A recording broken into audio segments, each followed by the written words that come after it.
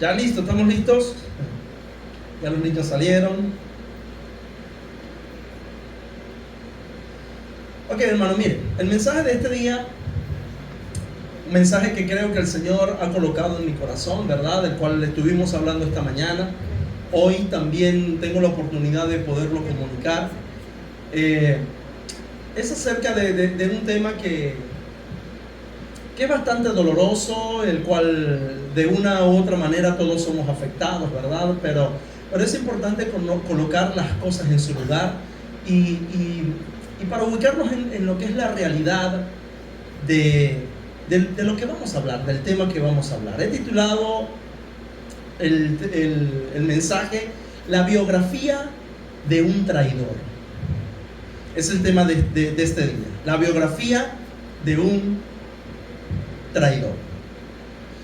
Y por el simple hecho de escuchar la palabra traición, es una palabra que despierta no buenos sentimientos. Es una palabra que a lo mejor cuando hablamos de un traidor o de una traidora o de alguien que ha sido desleal con nosotros, es posible que pensemos en alguien, pensemos a lo mejor en algún negocio que nos estafaron, pensemos en algo o en alguien. Porque si de algo hay, es ciertísimo y debemos de estar de acuerdo con esto, es que la traición a cualquier nivel es dolorosa. Es dolorosa. La traición en cualquier nivel, llámese nivel familiar, nivel empresarial, nivel de cualquier institución o de cualquier relación humana, la traición es dolorosa. Y no solamente que la traición en sí misma es dolorosa, sino que duele y en nuestra vida, algún día tenemos que tomar de esa píldora tan difícil de tragar. Porque ninguno de los que estamos aquí o de los que ya estuvieron con nosotros en esta tierra, ninguno se escapa de esto.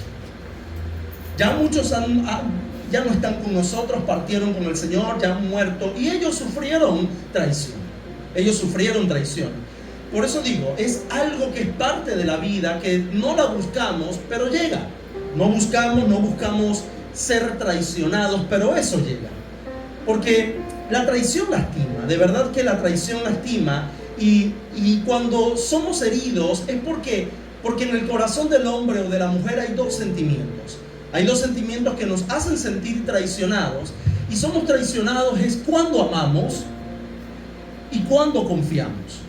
Ahí es cuando usted dice, oh, fui traicionado. Porque cuando usted ama a alguien, la traición duele. Porque usted ama es porque usted confía, usted entrega, usted da y no espera nada a cambio. Pero sin embargo, cuando es traicionado o traicionada, eso le parte al corazón, y yo le aseguro que traiciones de hace 10, 20 años atrás, hoy usted las recuerda con dolor. Y no solamente cuando amamos, sino que también cuando confiamos. Cuando confiamos, usted dice, no puedo volver a confiar. No puedo volver a confiar. Un hombre, por ejemplo, siempre coloco este ejemplo, porque si hay un personaje o si hay un género que es difícil para hablar de cosas íntimas, es el género masculino. ¿Cuán difícil se nos hace abrir nuestro corazón? Preferimos llevar la carga muy dentro de nosotros. Pero hablar con alguien, sentarnos con alguien, con una persona que le genere confianza o una persona a la que usted confíe, es difícil usted abrir el corazón. El hombre se le hace muy difícil de decir, oye, tú sabes que la mujer me pega. Tampoco así. Pero es difícil abrirnos, ¿no? Es difícil abrirnos cuando estamos en una situación, porque nosotros somos varones. Y como varones necesitamos resolver. Normalmente la mujer, por cualquier cosa, habla con una amiga o con alguien y se conectan y comienzan, ay, ese marido mío, ay, que lo sigo, ay, que, y ella se desahoga muy fácilmente. Pero uno, el varón, no. ¿Qué hay si nosotros estamos pasando por alguna situación bastante severa y le contamos algo a alguien y hacemos, Pero resulta que al tiempo nos damos cuenta que esa persona a quien le contamos se lo contó a otros. Y es un secreto que teníamos. Y usted dice, esto no puede estar pasando. Usted se siente traicionado. Usted confió. ¿Y qué genera la traición? La traición genera desconfianza. La traición genera, no voy a volver a confiar, ahora me voy a cerrar. Si antes era cerrado, ahorita voy a ser más cerrado. Ya no voy a hablar con cualquiera mis cosas personales, mis asuntos íntimos. Ya no voy a hablar con cualquiera. La dama es posible que también se sienta igual. El varón es posible que se sienta igual. Una mujer que haya salido de una ruptura, que le hayan roto el corazón, volver a confiar es difícil. Volver a amar, abrir su corazón a alguien es complicado. Porque hemos sentido y hemos tomado la píldora de la traición.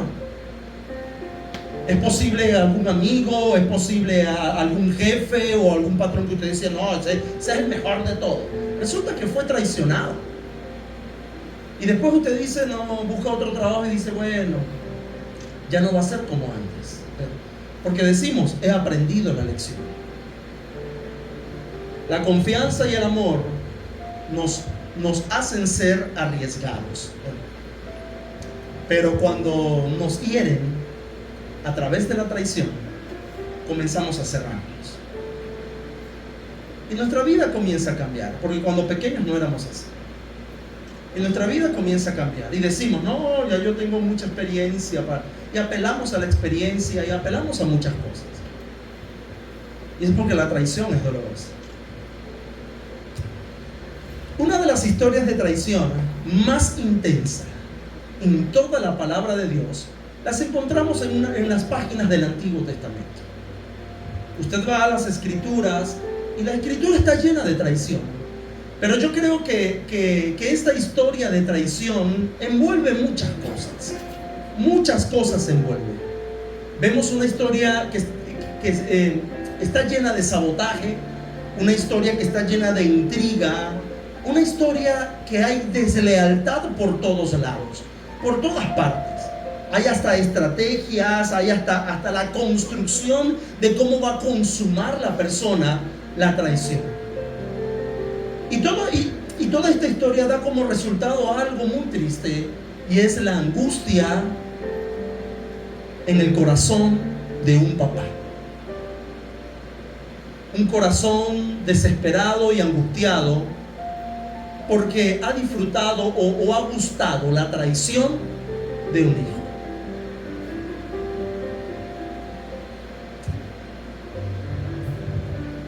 Este personaje era el tercer hijo de un rey. El que vamos a hablar es el personaje, es el tercer hijo de un rey. Este rey es el rey, o era el rey más poderoso de Israel. Hasta hoy día están en los libros de historia de la nación de Israel. Están en esos libros de historia. Es más, la nación de Israel se le conoce esa temporada de ese rey como la época dorada. La época dorada de Israel. No ha existido otro rey en Israel aparte de Jesús, ¿no? Pero en Israel como él. Ha sido el rey más grande. Y no solamente eso, sino que este padre era hijo, era papá. Y ese tercer hijo era el predilecto de él. El tercer hijo de este rey era su motivo de gozo, era el motivo de orgullo. Este papá, cuando se hablaba de este hijo, él sacaba el pecho y se inflaba y se llenaba la boca diciendo: este es mi hijo. Amaba al hijo como ningún otro. Y usted dice: sí, pero en la Biblia también hay padres que tienen, el corazón del hombre nunca ha cambiado, el que lo ha cambiado es Jesús. Pero el corazón del hombre sigue siendo el mismo. Y por eso doy gracias a Dios por la Biblia. Aquellos que dicen que la Biblia fue escrita por hombre, eso seguro que fue. Una vez me encontré a alguien que dijo: la Biblia la escribió fue un hombre. Que quiso echarnos broma y se empezó a escribir. Si hubiese escrito por un hombre, a lo mejor hubiese ocultado algunos detalles, algunos errores del hombre. Pero si queremos ver los errores del hombre más evidentes y más abierto en toda la historia de la humanidad, aquí está. El hombre sigue siendo hombre desde que pecó y Dios sigue siendo Dios desde la creación. Ok, gracias por permitirme este paréntesis. Pero resulta que aquí, cuando vemos esta historia de intriga y de sabotaje, este tercer hijo de este rey provocaba en el padre orgullo, provocaba gozo en su padre, había alegría. Era el heredero del trono. Iba a ser indefectiblemente el hombre que él iba a colocar como rey sobre Israel. Este muchacho era hijo de Maca, era su madre Maca, y Maca era la hija de un rey, el rey Jesús, el rey de Jesús. El abuelo se llamaba Talmai. En su sangre había realeza, en su sangre había color azul, tenía todas las cualidades para ser el sucesor de su padre. Y le hablo de Absalón. Absalón es el personaje en las escrituras que nació con linaje real. Absalón era el orgullo de su padre David. Absalón era el gozo del todo el reinado. Absalón era potencialmente el que iba a ser rey. No era Salomón, era Absalón. Y Absalón era un personaje que tenía todos los requisitos de la realeza. Era el preferido no solamente de su papá. Mire, hermano, Absalón calificaba para el puesto, porque no solamente era el preferido de papá David, sino que también era el preferido de la nación de Israel. Todo el pueblo amaba a Absalón. Todo el pueblo aplaudía a Absalón. Todo el pueblo estaba encantado con Absalón.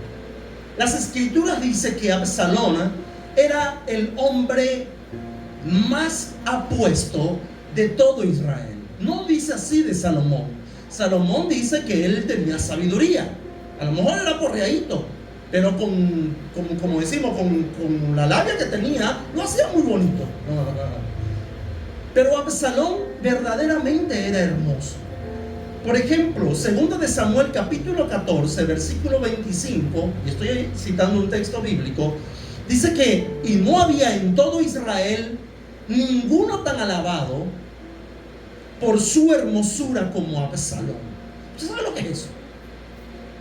Tenía el favor del pueblo, no solamente de su padre, sino que tenía el favor del pueblo. Absalón tenía el favor indudable del pueblo. Y mire cómo lo describe las escrituras, que era tan hermoso que desde la planta de sus pies, hay pies que son horribles, hermano. Hay pies que usted lo ve y dice, uy, es mejor que se ponga los zapaticos. Anoche vi un pie, porque después que ensayamos, ese individuo se le antojó quitarse los zapatos. Ahí se sentó y empezó a quitarse los zapatos. Mano, ese pie tiene bigote. Uno ve los pies y dice, si tú tenés bigote en esos pies. Pero Absalón tenía los pies hermosos. A lo mejor le decían, oye, ¿cuál es tu...? No le dicen manicurista, le dicen pedicurista. No lo sé. Claro, en aquel entonces no existía eso, ¿no? Pero vamos a contextualizar a nuestros días. Y usted ve las damas, a lo mejor, ay, pero mira qué cabello hermoso, ¿a quién te lo pinta? Y por ahí 2 horas de conversación, por lo menos. Pero Absalón tenía desde la planta de su pie hasta la coronilla, dice que no había en él defecto.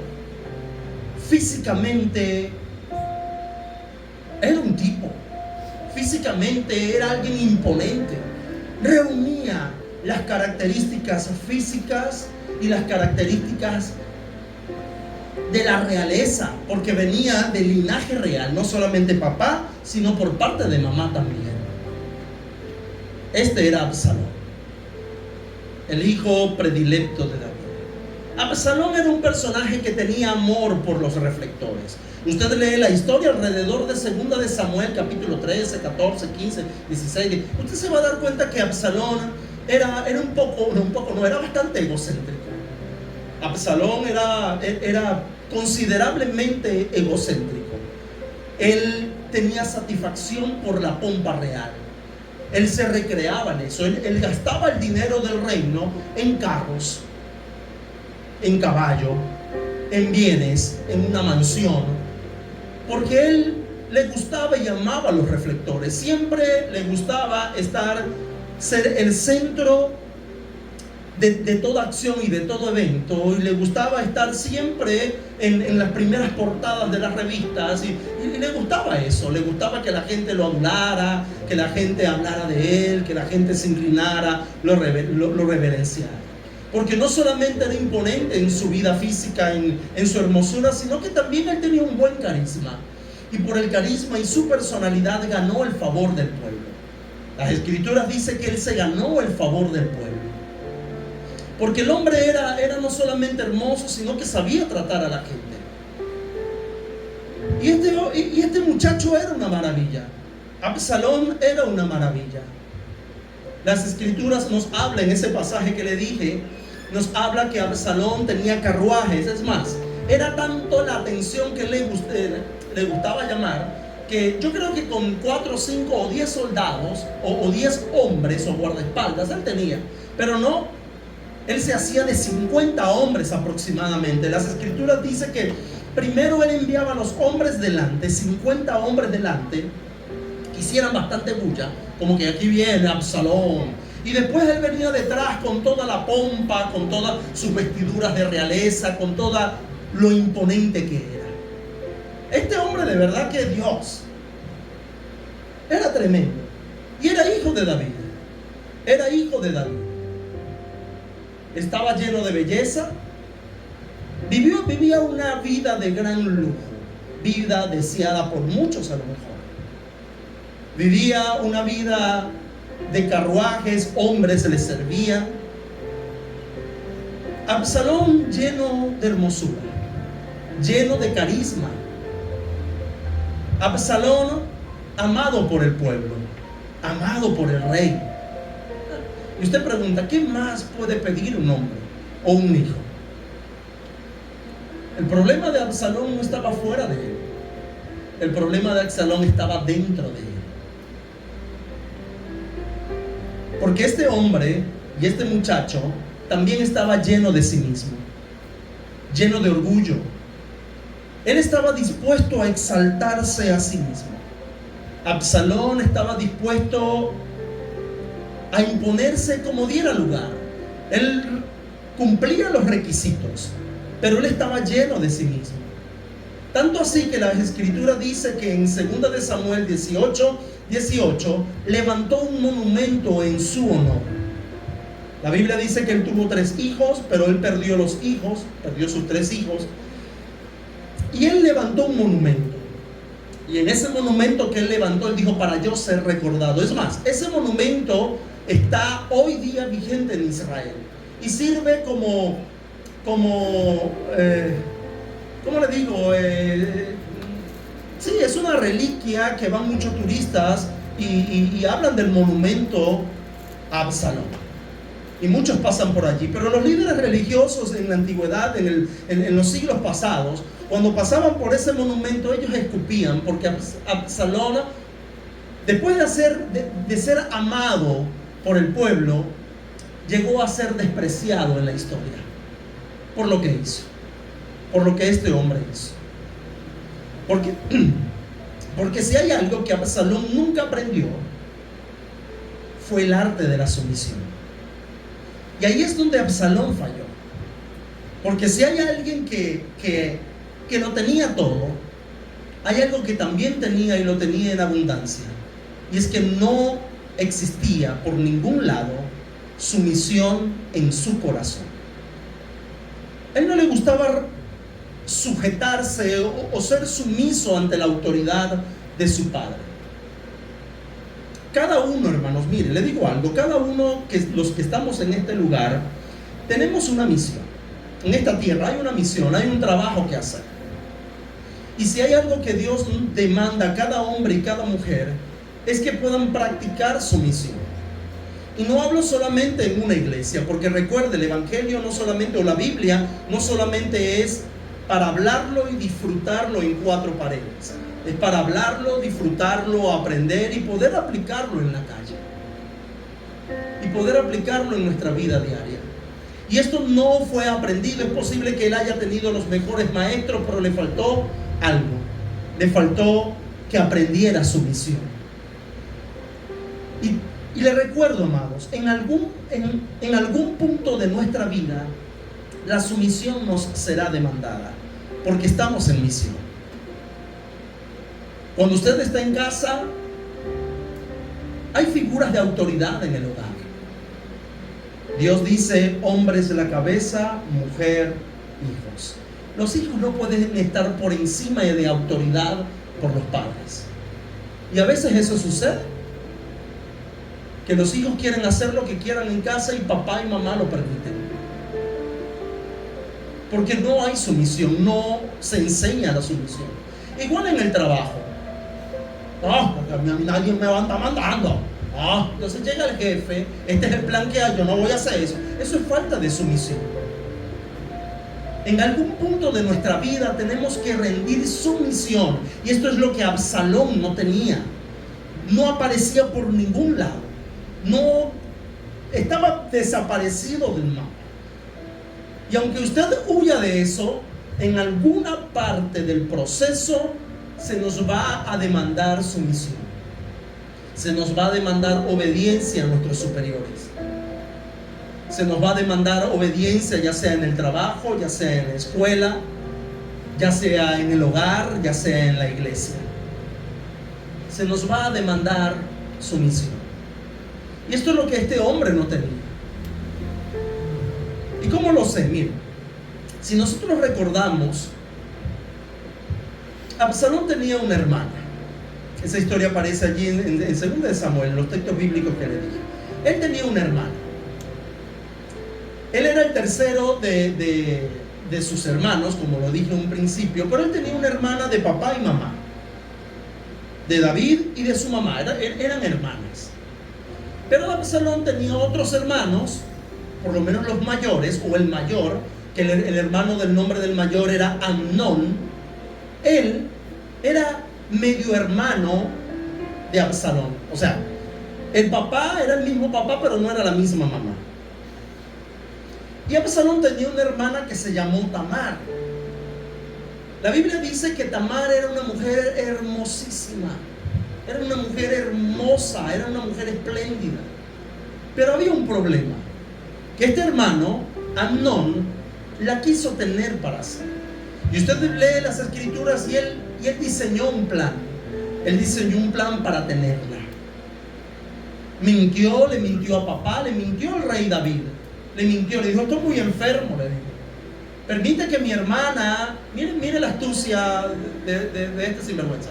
Permite que mi hermana venga y me atienda, me haga un brebaje, me haga sopita, me atienda. Al rey David le pareció bien, y la hermana Tamar, la media hermana, fue hasta la casa de Amnón.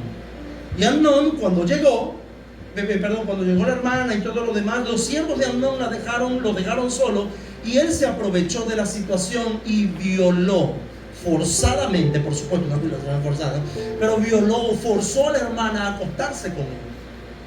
Fue un acto de violación. Absalón se molestó mucho. Ella estaba en completa deshonra. No sabía quién la iba a recibir en casa. Y Absalón dijo: hermana mía, ven, yo te voy a cuidar. Era una mujer que había sido deshonrada. Y dijo: hermana mía, ven, yo te voy a cuidar. Y Absalón desde aquella oportunidad la recibió en casa. Ahora, la pregunta es: ¿dónde estaba David? La Biblia dice que David se enojó, pero David no hizo nada. Como papá y como rey, David no hizo nada. David no tomó cartas en el asunto para castigar el delito. Como papá y como rey, David debió haber hecho algo. David debió haber hecho algo para poder para poder aplicar justicia o cierta justicia a ese acto. Pero David no hizo nada. Sí, efectivamente se molestó, pero no hizo nada. No hizo nada. Absalón vio todo esto y Absalón recibió a su hermana, pero él cayó. Las escrituras dicen que él no habló ni a favor ni en contra. Él cayó. Él no dijo, que ese hermano mío. No, él no empezó a vociferar nada. Tampoco dijo, que ese papá mío y que tú, Tamar. No, él no reprochó nada. Él quedó calladito. Solamente le dijo a su hermana, hermana, fuiste deshonrada, yo te voy a recibir en mi casa. El rey, ya no vas a vivir en casa del rey, vas a vivir en mi casa. Y vivió con Absalón. Es más, tanto era el amor que Absalón le tenía a su hermana, que él llamó a su hija como su hermana. Absalón tuvo una hija y le llamó Tamar. Le llamó Tamar. Y es curioso porque pasó un año, no había pasado nada. Evidentemente nada. Pero cuando llegó el segundo año, Absalón ejecutó la sentencia. Absalón dijo, llegó el tiempo. Y Absalón se vengó, porque invitó a su hermano Amnón a una fiesta, a una reunión, una comelón. Y cuando Amnón estaba ya dispuesto a disfrutar de eso, Absalón mandó a matar a Amnón. Y le cayeron varios a Amnón y cobraron venganza. Absalón dijo, ahí está, pues, ahí está bien cobrado. Mi papá no hizo nada, ahora yo sí lo hice. Y allí fue cuando comenzó el descalabro, comenzó a dar luz lo que había en el corazón de este hombre.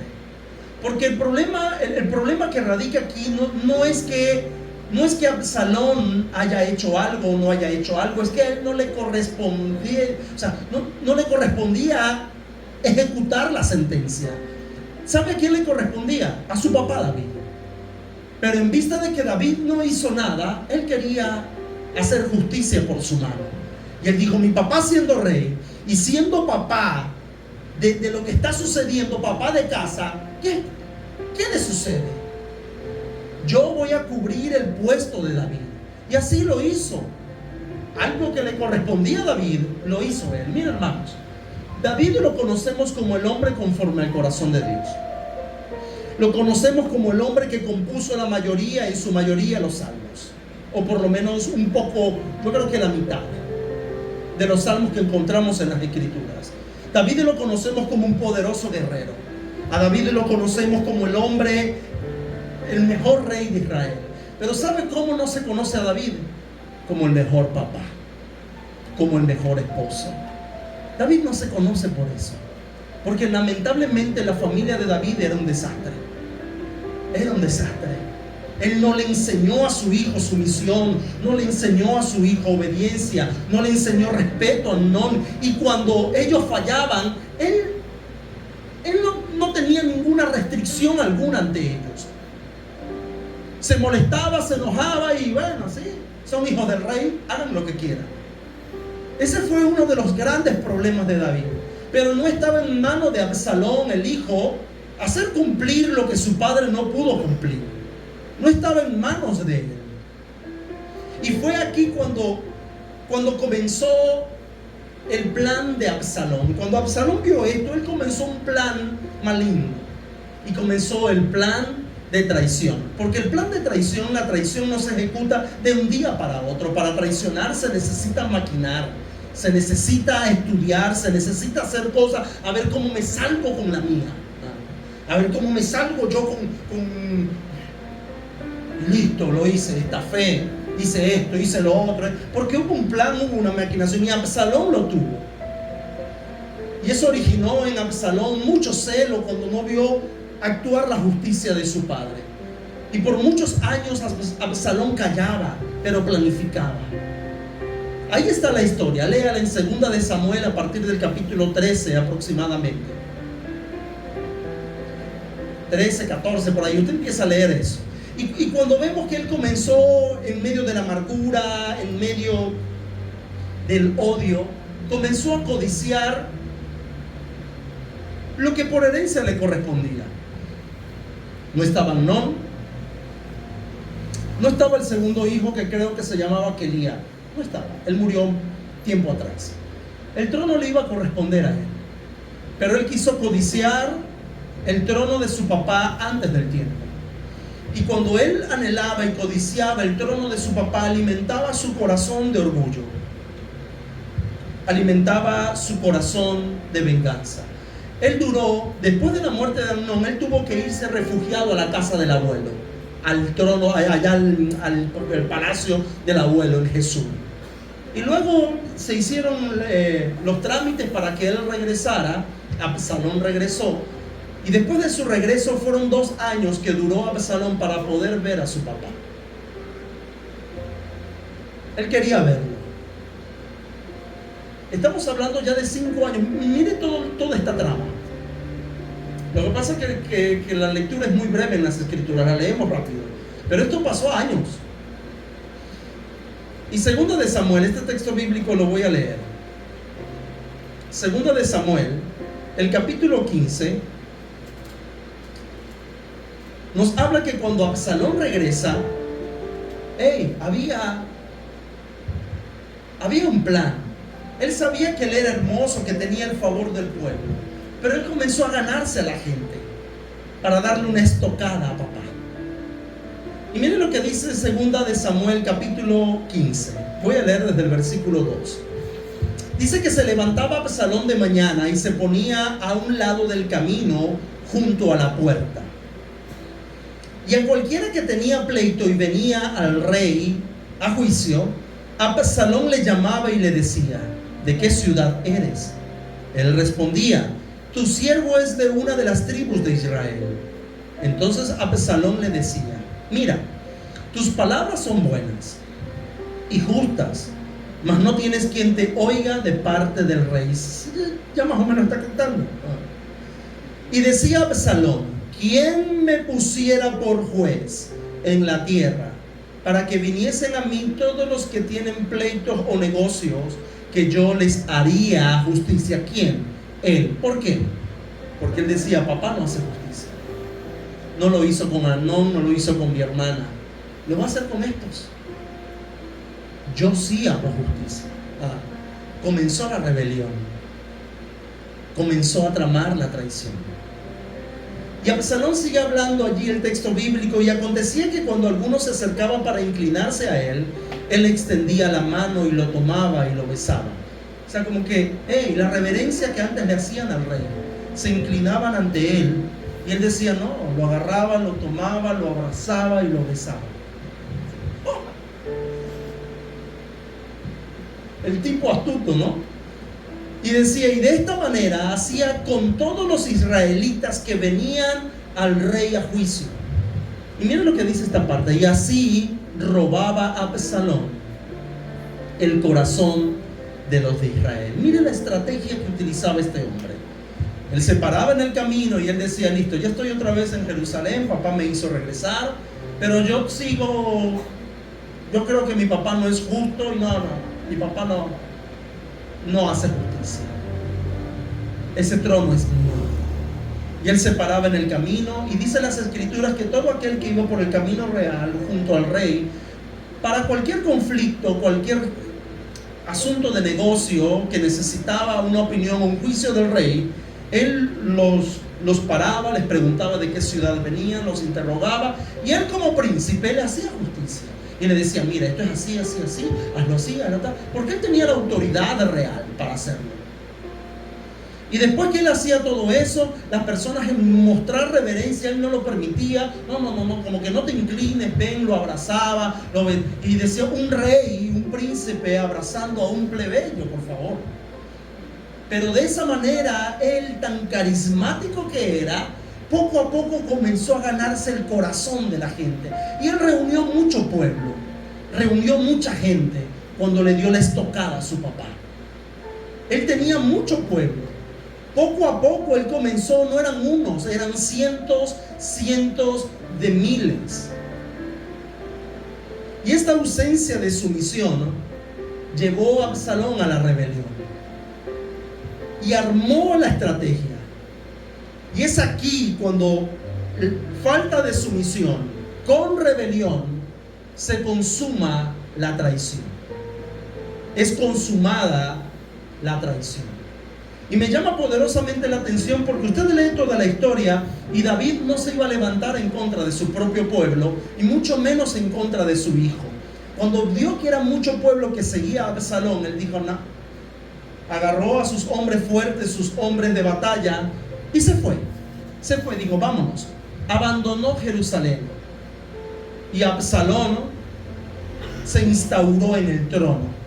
Y Absalón vino a ser rey de Israel.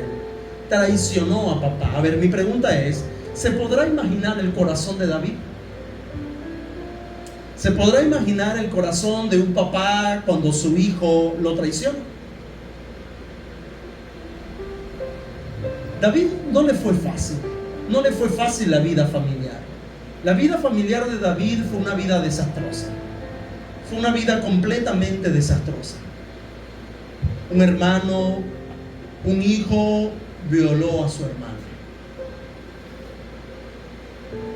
Un hermano mató a su hermano. Una esposa no lo quería. ¿Se recuerda lo que hizo la hija de Saúl? Da vergüenza, se avergonzaba de él. David no la vivió fácil en relación familiar. No le fue muy bien, que digamos. Un hijo buscó perseguirlo para darle muerte, porque Absalón lo quería matar. Sabemos que todo traidor le llega su hora. Lamentablemente Absalón cavó su propia tumba.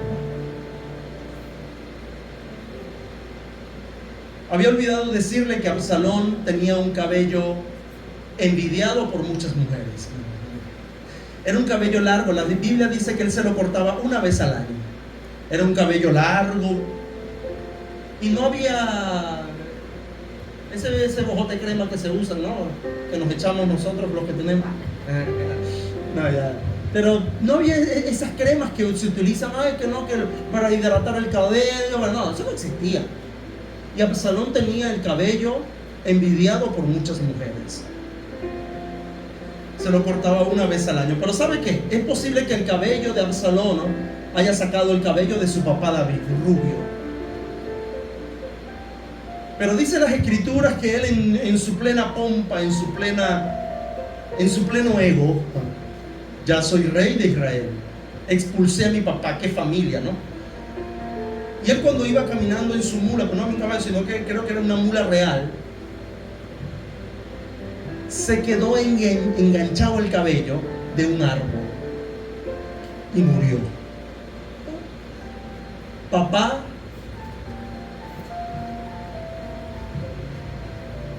lloró y sufrió, porque después de esa muerte, David lloró mucho. Dijo: Absalón, Absalón, Absalón, hijo mío. A pesar de que su hijo buscó traicionarlo, a David también le dolió. David también le dolió lo de Tamar. A David también le dolió lo de Amnón. David le dolía a su familia. Lamentablemente no sabía qué hacer. Absalón murió. Y con el tiempo David regresó al trono nuevamente. Amados, yo creo que en algún punto de nuestra vida hemos experimentado lo que David vivió. David vivió traición. En algún punto de nuestra historia hemos sido traicionados. Es posible que un hijo te haya traicionado, o es posible que haya sido el esposo o la esposa, o haya sido el jefe. Cuidado si son los trabajadores que hayan traicionado al patrón.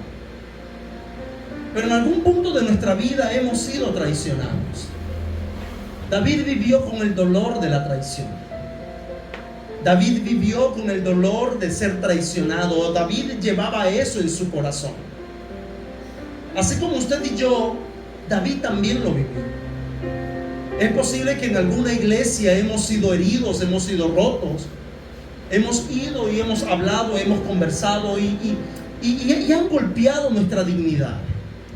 Hemos dicho algo para que nos ayuden, y cuando en lo menos pensado todo el mundo sabe lo que me estaba pasando en lo oculto y en la intimidad. Porque se dedicaron ¿a qué? A traicionarnos. Se dedicaron ¿a qué? A poder sabotear nuestra vida. Es posible que los vecinos, pase entre vecinos, pase entre la misma casa. Todos hemos experimentado lo que David experimentó, y es el dolor de la traición. A lo mejor no tanto como David, o a lo mejor sobrepasa lo de David. Es posible que hoy día volver a confiar, usted diga, no, yo no vuelvo a confiar.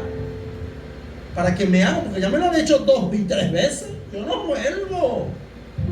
Volver a confiar, no, porque estamos heridos. Desconfiamos porque nos traicionaron. Hemos experimentado lo que es la deslealtad y nos ha dolido, hermanos.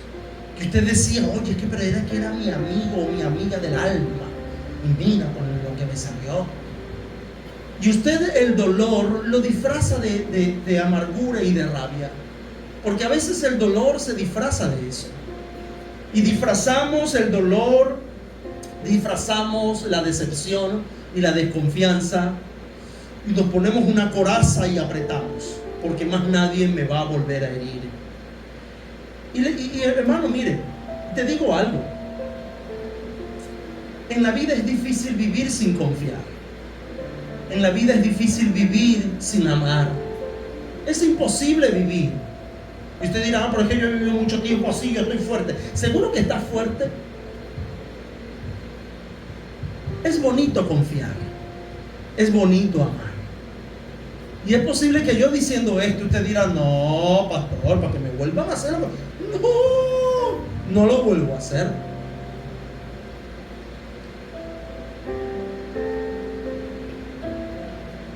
Yo creo que hemos sido como unos David.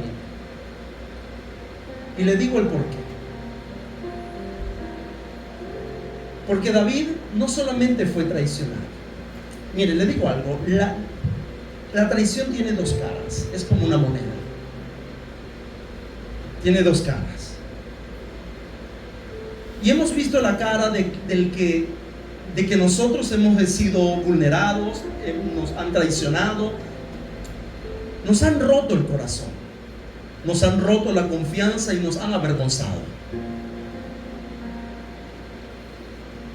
Como lo dije, somos unos David, menos escala, pero David al fin.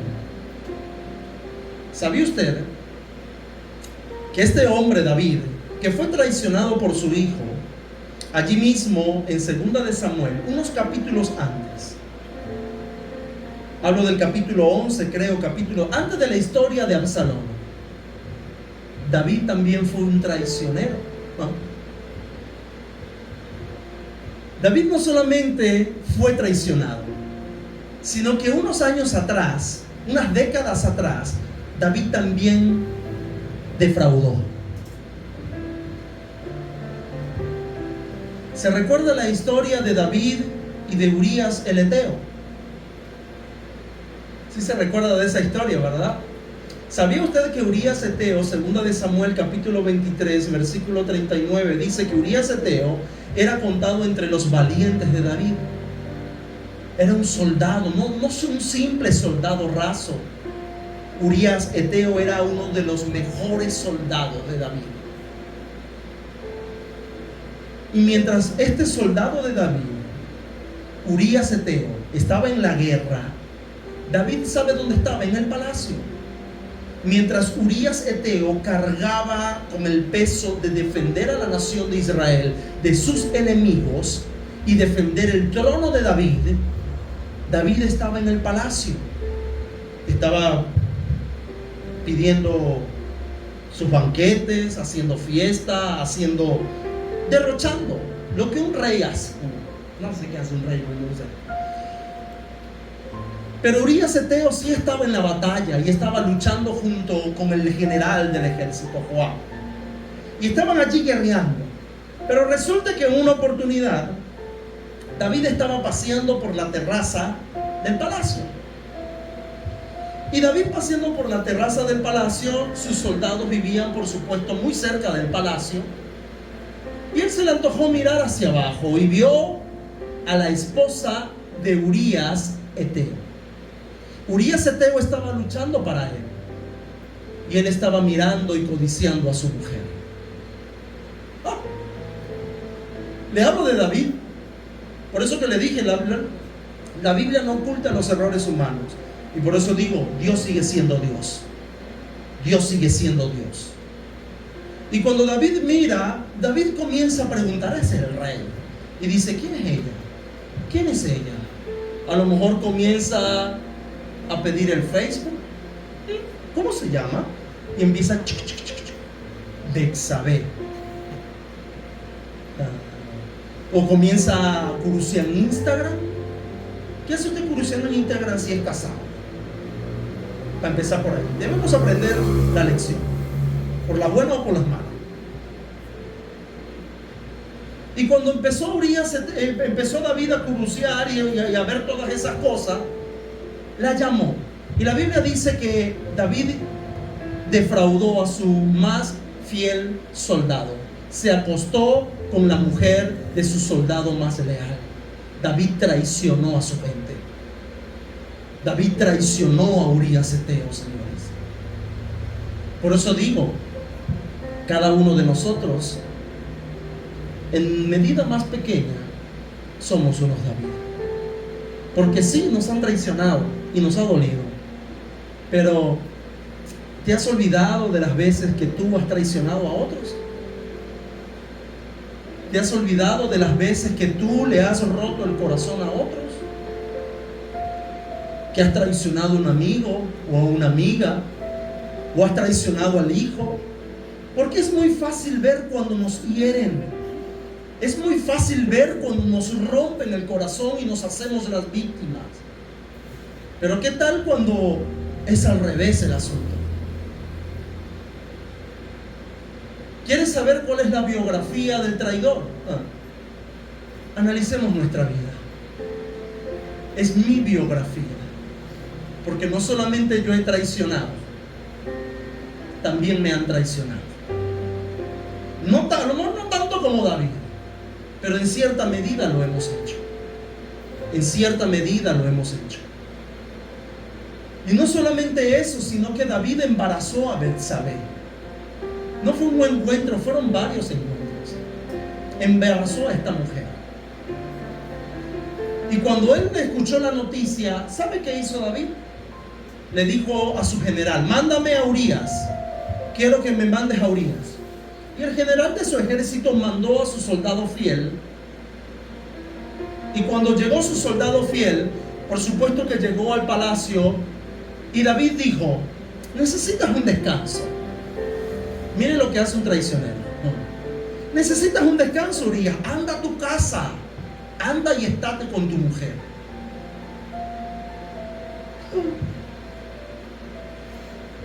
Como maquinó, ¿eh? Alguien debió haber salido de Absalón.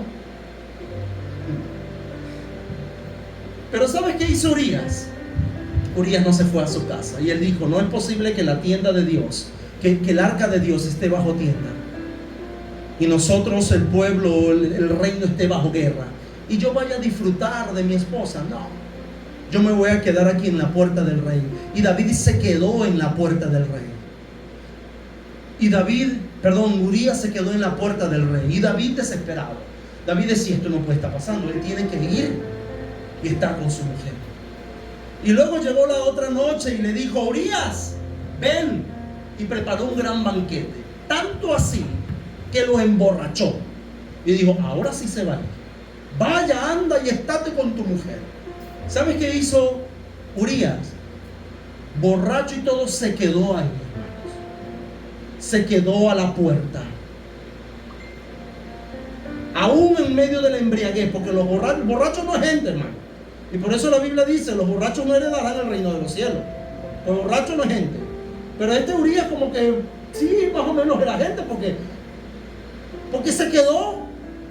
Digo: no, yo me quedo aquí en la casa, en la casa del rey. No descendió a su casa, aún en medio de la embriaguez mostró lealtad. Y David mostraba traición. ¿Y sabe después qué hizo David? David dijo, bueno, esto lo vamos a resolver de la siguiente manera. Escribió una carta así, y le dijo: Urías Eteo, ven acá. Aquí está la carta. Esta carta se la vas a entregar al general. Se la vas a entregar al general del ejército. Y Urías Eteo, alegre porque había sido comisionado por el rey, le entrega la carta al general del ejército. El general del ejército, cuando la lee, yo imagino que él leyendo se preguntaría: ¿qué habrá hecho? Porque la carta decía: no te preocupes, no te preocupes, no te preocupes por lo que vaya a pasar, es una orden del rey. ¿Sabe qué decía la carta? Ponme a Urías Eteo en el frente de batalla, que cuando arrecie la batalla le den muerte. David no solamente fue un adúltero, David fue un homicida, cometió asesinato. David asesinó a un fiel soldado. ¡Wow! No le agarre rabia a David, por favor. Pero usted dice: ¡wow! Este David, sinceramente, Dios. Y a raíz de ese pecado se escribió el Salmo 51. David decía: mientras callé, mis huesos se secaron, mi verdor, dijo David, se convirtió en sequedad. Estaba hecho nada, todo era yo pudredumbre. No había en él paz, no había en él paz. La conciencia porque esa es la conciencia del traidor.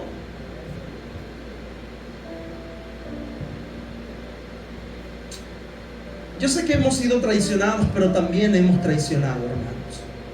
David sufrió traición, pero él también traicionó. Bienvenidos a la vida. La vida, qué triste es así, ¿no?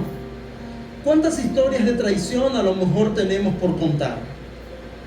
¿Es posible que no hemos sido leal en el trabajo? ¿O es posible que no hemos sido leal con las personas que están trabajando para nosotros? ¿O no hemos sido leal en casa, en familia? ¿O no hemos sido leal con la mujer que tenemos como esposa? ¿O no has sido leal con el esposo que tienes hoy día? ¿O no has sido leal con tus hijos? Porque la traición no es solamente de hijos a padres, también los padres traicionan a sus hijos. ¿O no has sido leal con tus padres? Con la casa. ¿No has sido leal en el colegio? ¿No has sido leal en el examen en el que te chuletean? No hemos sido leales en muchas cosas. Pero lo que sí es fácil de recordar es cuando hieren nuestro corazón. Es muy fácil de recordar, es muy fácil de vivir el daño que nos ha causado la traición. Y mire algo, yo creo que este es el tercer tipo de traición, no solamente el que nosotros hacemos, y no solamente la traición que nos hacen. ¿Sabía usted que nosotros hemos cometido la mayor traición posible de la historia? Que fue la misma traición que cometió Judas. ¿Sabía usted que nosotros hemos traicionado a nuestro Creador? Que nosotros hemos cometido traición cósmica, como lo decía R.C. Sproul. Nosotros como seres humanos hemos ofendido al Creador. No solamente pecamos contra nuestro prójimo y nuestro prójimo peca con nosotros, sino que también hemos pecado con un Dios que hizo los cielos y la tierra. La Biblia dice: por cuanto todos pecaron, están destituidos de la gloria de Dios. Y aquí hay una gran noticia. Él vino a reconciliarnos. Él vino a reconciliar al mundo consigo mismo. Hemos cometido pecado contra el Creador. Lo hemos traicionado. Hemos traicionado a aquel que nos dio la vida, que nos formó. Y usted va a decir: no, pastor, yo no. ¿Te acuerdas que esta semana mentiste? Traicionaste al Creador. Todo pecado es traición. ¿Recuerda que esta semana a lo mejor codiciaste a la mujer de tu prójimo? ¿O a lo mejor esta semana miraste a un caballero que no debiste haberlo mirado de esa manera? ¿O querías un Absalón como esposo, pero no te tocó el que tienes ahorita? Eso es traición cósmica, eso es traición al Creador. O a lo mejor en el trabajo quisiste sacar algún tipo de ventaja y yo esto no, esto aquí agarro porque yo soy habilidoso. Eso es traición al Creador. Llámese como se llame, el pecado es traición al Creador. Amados, ¿sabía usted que en el infierno van a haber dos tipos de personas? ¿Sabe usted que hay personas que están enfadadas con Dios? Y esa condición no va a cambiar en el infierno. La Biblia dice que en el infierno hay lloro y hay crujir de dientes. Unos que lloran y se lamentan por estar en ese lugar de castigo eterno, y otros que crujen los dientes de rabia porque creen que merecen no estar ahí y odian a su Creador. Pero cualquiera que sea, estarán en ese lugar de tormento por la eternidad, porque han defraudado y han cometido traición cósmica. Han defraudado al Creador. Y yo sé que hemos enredado un poco el asunto y a lo mejor he cargado tu corazón.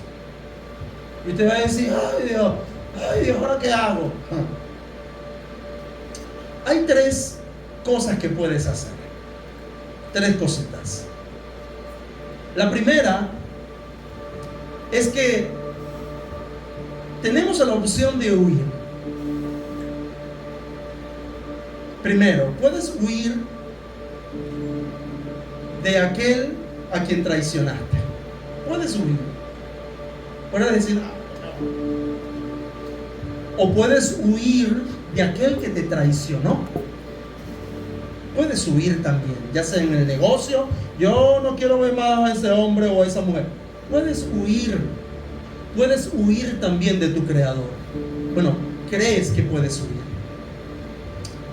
He escuchado y se utiliza mucho una frase: el tiempo sanará heridas. No, señores, el tiempo no sana nada. El tiempo puede hacerte olvidar, pero cuando recreas la escena, pasando 3, 4, 5 años o 10 años, y todavía te duele, es porque no hay sanidad en el corazón. Porque a lo mejor has estado huyendo. A lo mejor has estado huyendo y has estado escondiéndote. David en una oportunidad dijo: ¿a dónde me iré de tu espíritu? Si me voy a lo más alto de una montaña, allí estás tú, Señor. Si me voy a lo más profundo de la tierra, allí también estás tú. ¿A dónde voy a huir? ¿Dónde me voy a esconder? En ninguna parte nos vamos a esconder. Pero tendemos como seres humanos, seres pecadores, de escondernos. ¿O no fue lo que hizo Adán cuando pecó? ¿O no es lo que hacen nuestros hijos? Que cuando hacen una reguera, ¿y dónde está? ¿Y dónde está? Están por allá escondidos. Porque sabe que hicieron una travesura.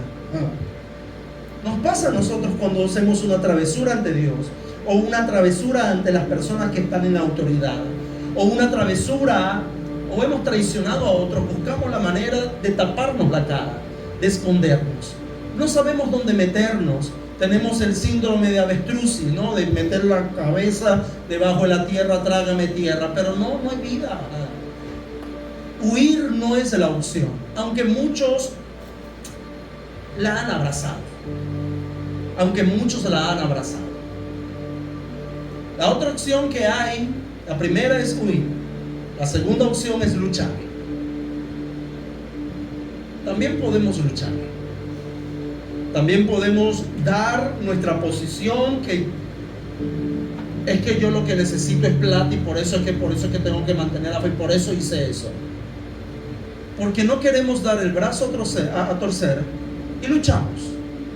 Luchamos contra la justicia, luchamos contra la autoridad, luchamos contra la verdad, luchamos contra lo que es correcto, aún nosotros haciendo lo incorrecto.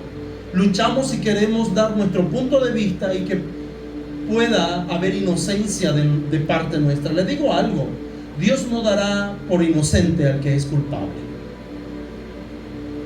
Dios no dará por inocente al que es culpable. Y a veces luchamos y queremos convencer a los demás que lo que nosotros hicimos es justificado. Yo lo hice porque por tu culpa.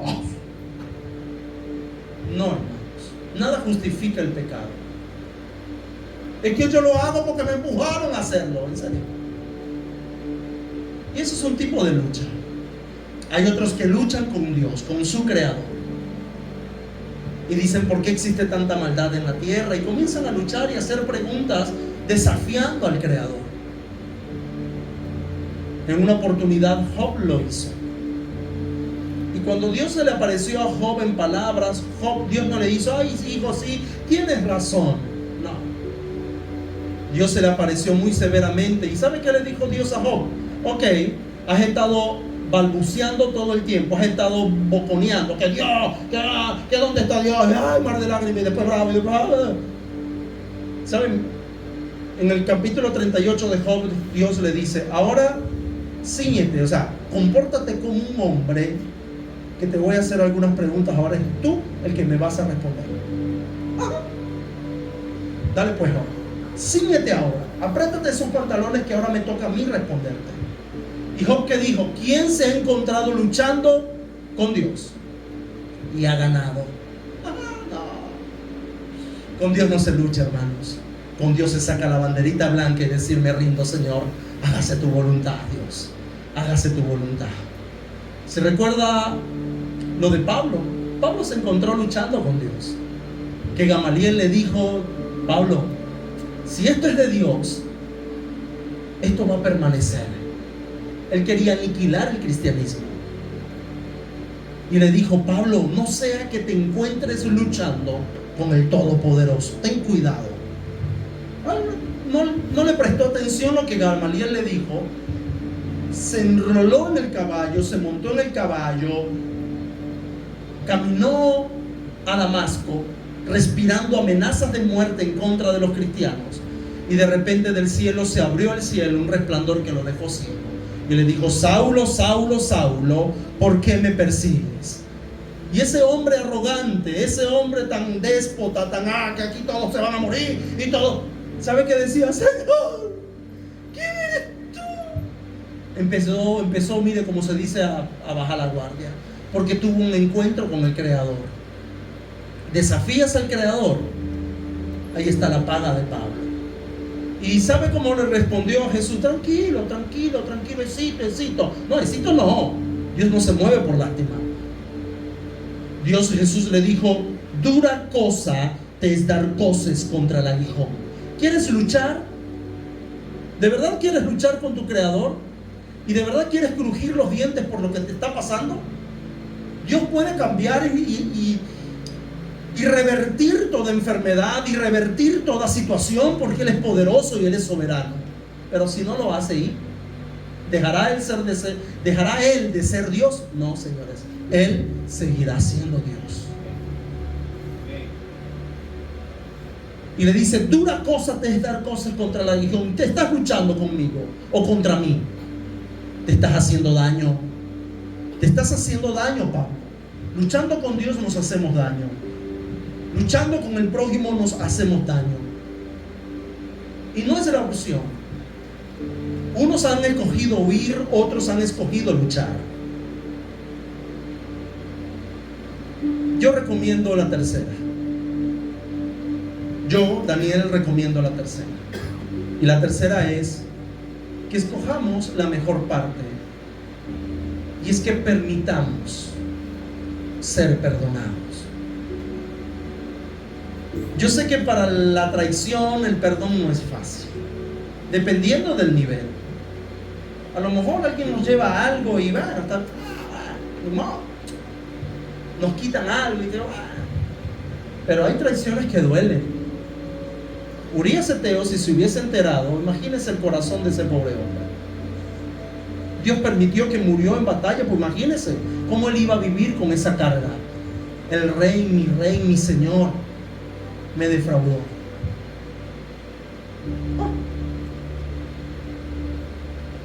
Yo creo que es mejor la tercera opción para todos: el perdón. Y cuando hablo de perdón, no hablo de volver a una relación dañina y tóxica, no hablo de eso.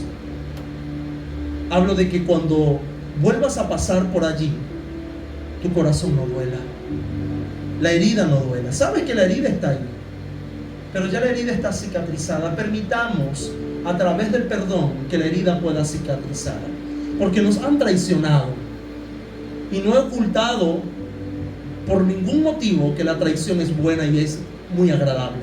La traición duele, pero así como te han traicionado, permite que a través del perdón puedas sanar.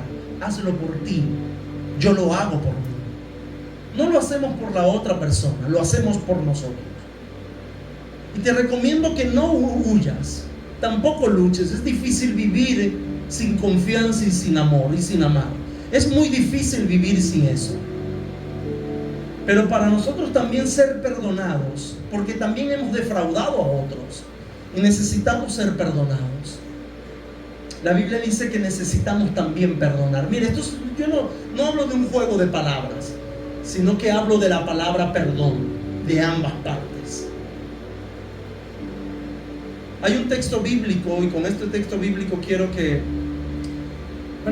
terminamos, pero quiero que meditemos sobre este texto bíblico, el capítulo 6 de Mateo, el versículo 12. Es la oración del Padre Nuestro. Nos los enseñan en cualquier iglesia donde vayamos. Es más, no es necesario ni siquiera recitarlo, ni siquiera buscarlo para leerlo. Que dice: Padre nuestro que estás en los cielos, santificado sea tu nombre, venga a nosotros tu reino, hágase. Y hay una parte que dice: perdona ¿qué? Nuestras deudas, así como perdonamos a nuestros deudores. ¿Cierto? Y no hemos analizado esa frase. Bueno, quiero leer, porque yo creo que a esto más se dedica el Padre Nuestro. Porque si perdonáis a los hombres sus ofensas, os perdonará también a vosotros vuestro Padre Celestial.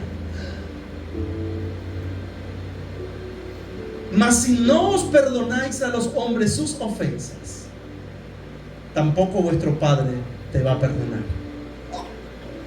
Hay algunos que dicen: el que perdona es Dios. No, usted también. Y es una orden del cielo. Tienes que perdonar para que Dios te perdone. Y no estoy interpretando el texto, hermanos. Estoy leyendo lo que la Biblia dice. Si usted entra en conflicto, no lo entre conmigo. Es lo que la Biblia está diciendo.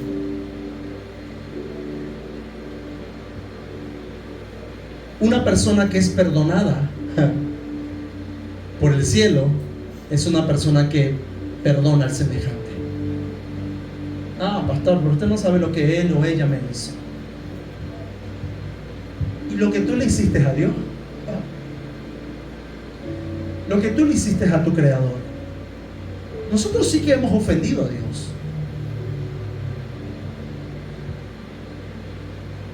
Pero Él proveyó medios de gracia, medios para recibir perdón, para recibir salvación. Es una gran noticia la que tenemos. Es una gran noticia la que nos acompaña. Hemos traicionado. Sí. Nos han traicionado. Sí. Ya nos hemos convertido en una bola, algunos, ¿no? Por lo menos ya yo voy camino a eso, ¿no? Una bola de herida. Una pelota de herida. Donde estamos malogrados sentimentalmente por todos lados. Porque la vida no pasa en vano. El pelo no se cae en vano. Y ojalá fuera eso nada más. Que se nos cayera el pelo, que ya los dientes tengo que ir para los odontólogos, que ya no puedo estar masticando por un lado, sino que mastico por un solo lado y ojalá me dure ese lado, porque si no, ¿cómo hago para comer? ¿O no? No solamente eso pasa con los años. Con los años también vienen los recuerdos de nuestras heridas. Y eso es lo que Dios quiere, que limpiemos nuestro corazón. Que limpiemos nuestro corazón para que podamos vivir una vida llena de amor y de confianza. Porque es muy difícil vivir si no hay confianza. ¿Sabe que es difícil? Vivir y usted diga: moca ahí, mira que es moca. Vivir revisando teléfono. Vivir revisando. ¿Qué estás haciendo? ¿Qué estás haciendo?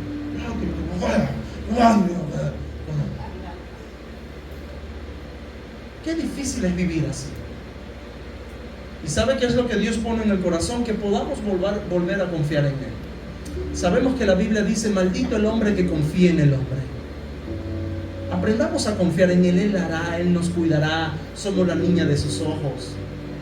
Pero aprendamos a confiar en Él. Vivamos en paz. Eso es lo que Dios quiere. Pero mientras carguemos ese costal de traición en nuestras espaldas, y cuando tú has traicionado a otros, hay algo que se suma a tu vida y es la culpa. Dios permite que deshacernos de todas esas cosas. Yo sé que es fácil hablar, ¿no? Y es fácil decir perdona. Eso es muy fácil.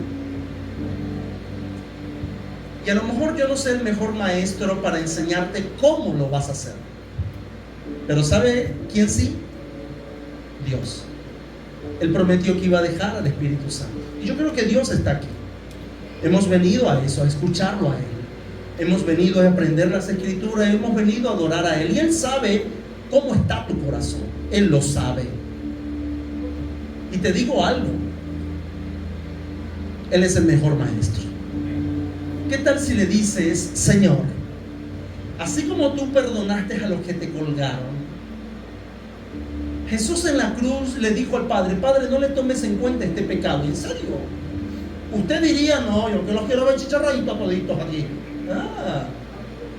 Pero Él dijo: Señor, no le tomes en cuenta estos pecados. Ahí es donde yo digo, debemos saber cómo Él lo hizo.